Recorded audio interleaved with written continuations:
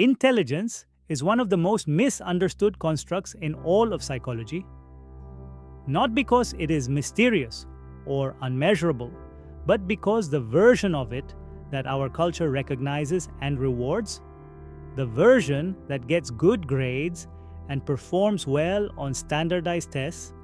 and answers questions quickly and confidently in rooms full of people who are watching, is a narrow and in many ways unrepresentative slice of what genuine high intelligence actually looks like in the daily cognitive life of a person who possesses it, which means that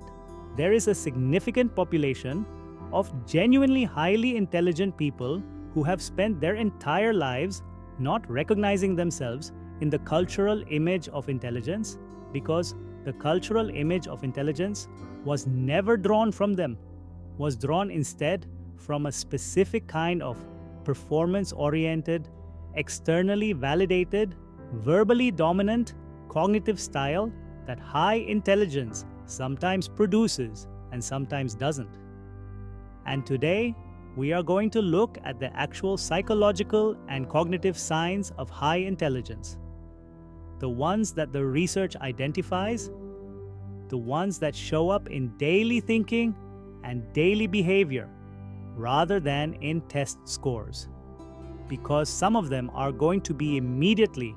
and perhaps surprisingly recognizable to people who have never once thought of themselves as particularly intelligent. The first sign is that you find it genuinely difficult to stop at the surface of things, that your mind automatically and somewhat compulsively pursues the layer beneath the obvious explanation, the assumption hidden inside the confident claim. The question that nobody in the room seems to notice is still open, which psychologists call intellectual curiosity, and which research by psychologist Sophie von Stum at the University of Edinburgh identifies as one of the strongest predictors of real-world intellectual achievement, even stronger in some longitudinal studies than measured IQ, because curiosity is the motivational engine that drives the sustained cognitive engagement through which intelligence actually develops and expresses itself over time. The second sign is that you are acutely aware of what you don't know, that your response to complexity is not confidence, but a specific, calibrated discomfort with how much remains uncertain, and that you find confident people who are speaking beyond the edges of their knowledge more intellectually disturbing than impressive, which is the cognitive signature of what researchers call metacognitive accuracy, the ability to accurately assess the quality and limits of your own thinking, and which the Dunning-Kruger research establishes is negatively correlated with the overconfident verbal performance that most people mistake for intelligence, meaning that the most genuinely intelligent people are consistently the least certain and the least loud about their conclusions, not because they know less,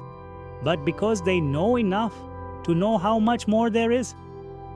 The third sign is that you think in systems rather than in isolated facts, that your mind automatically asks not just what is happening, but why it is happening, what it is connected to, what it would change if one variable shifted, what the second and third order consequences of any given cause are, which cognitive researchers call integrative complexity, the capacity to perceive multiple dimensions of a problem simultaneously and to hold competing interpretations in tension rather than resolving them prematurely in favor of the most comfortable one,